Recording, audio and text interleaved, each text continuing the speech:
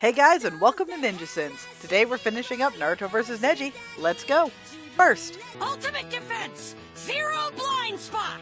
why isn't Iruka at the exams? I feel like he'd be able to get the day off for this. Follow up to my previous question. If Naruto wasn't going to ask anyone on Team 8 how to fight a Hyuga, why didn't he just go to Iruka for advice? You know by now that any throwdown is going to get some points from me. The fact that he came up with this plan after having no real frame of reference is awesome. Naruto's not an idiot, he's just not book smart. Hey Naruto, do you know the definition of insanity? While I don't mind the world building involved with this, I really don't like how they did it. Instead of having Tenten simply think all of this, maybe they could have had Hayashi explain all of this to Hanabi or something other than an unprovoked soliloquy. It's an ultimate defense, even more impenetrable than Gaara's shell of sand. How would she know that? Is she suddenly a Gaara expert? I thought only father could. Why did Hanabi say only father could to her own father? See, this is slightly better. Truly, my brother, you've been denied what is rightfully yours. A good case of foreshadowing that Hayashi isn't the absolute monster that Neji believes him to be. I have now struck all 64 of your chakra points. You're lucky to still be breathing.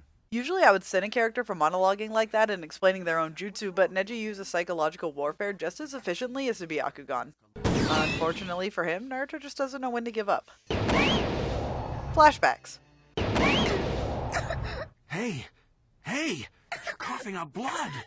Oh, wow. You must still be injured from your match. Kiba is very calm about having his friend coughing up blood. As is the rest of the audience, I know from experience that no matter what's happening at an event, if there's a commotion going on right beside you, you'll take notice. Hinata, you gonna be alright? You need some water or something? She's coughing up blood. Water isn't what she needs, dude. She needs a doctor. Never mind that. It doesn't concern you. I mean, it does kind of concern him. You know, you guys are in the middle of a spectator match, right? As much as I love this fight when they are actually fighting, there's a lot of talking. Seal is censored. Maybe now isn't the time to bring this up, but why does the Leaf Village allow a clan to enslave their own people? Storytime with Neji usually would be a point, but they're in the middle of a match with an audience. It's not like anyone up there can hear them, so the audience should be demanding this match continue. The Hyuga clan is actually horrific. We live only to protect Lady Hinata and to preserve the power of our clan's main household. Do I get to talk about Neji's death now, or should I wait till I get to that episode and ship it in? Maybe Hayashi shouldn't have killed the guy. Why did they let this therapy session continue? Next! A failure's true power! Rethinking your choice to let a main house of your village torture and enslave their own people? Ah, who am I kidding? These are the same people who let a teenager slaughter their entire family to prevent a civil war that may or may not have been worse than the slaughter itself. Like even the children! The hell, Konoha! Sorry. Okay, so your father was killed a long time ago, and I know it wasn't fair, and maybe you're upset about that. Maybe? Maybe? Nah, it only shaped his entire worldview and caused him to resent not only his entire family, but himself and what he is. Am I allowed to be mad that Naruto and Sasuke are the main foils in the series, considering that Neji was by far the better foil to Naruto? Flashbacks. Well, if you really believe it, why are you the one walking away? Naruto pointing out Neji's hypocrisy is one of the best character moments in the entire series. Naruto didn't just beat some sense into Neji, he logically argued with him and exposed Neji's own flaws. Neji doesn't fully believe what he's spewing, and it's a fantastic moment for Naruto. You don't know what it's like to be branded with a mark that sets you apart. A mark that can never be wiped away! Reason number 2, that Neji's a better foil to Naruto. Neither one of them were born with their marks. They were just things that were put upon them by people who made that choice about their lives without their input. Even more flashbacks. But in the middle of a good speech, it's almost excusable. Almost.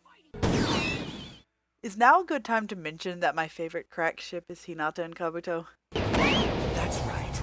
But if you think you're the one who can prove me wrong, well, be my guest. You already proved you wrong using your own actions, bud. Haven't you ever felt the presence of a different chakra?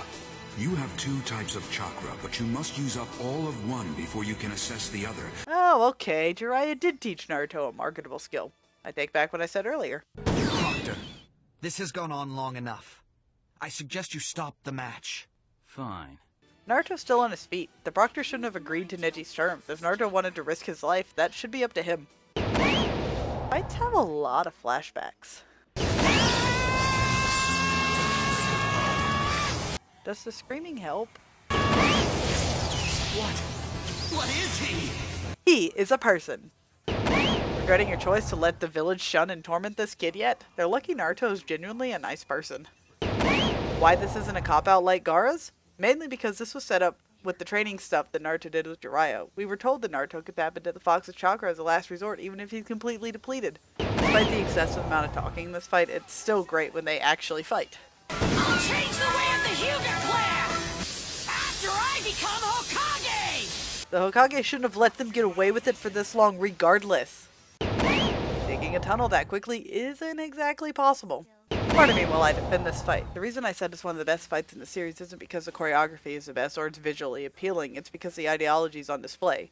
Naruto winning this fight isn't about just the final blow, it's about proving Neji's own ideology wrong. If Naruto had lost the fight, he would have still won on that level because he exposed Neji for the fraud he was in his own belief. The lower branch family isn't supposed to surpass the upper branch, but Neji did. The lower branch isn't supposed to hurt the upper branch, but Neji did. Regardless of the outcome, Neji would have had to have lived with that. The final blow wasn't just the physical one. He used his clone as bait and waited for his chance to get Neji. Naruto knows instinctively that believing in yourself can give you the power to change your destiny.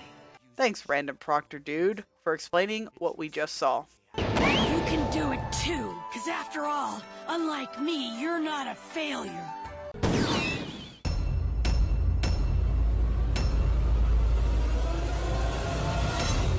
That the curse mark was put on me and I was made a bird in a cage.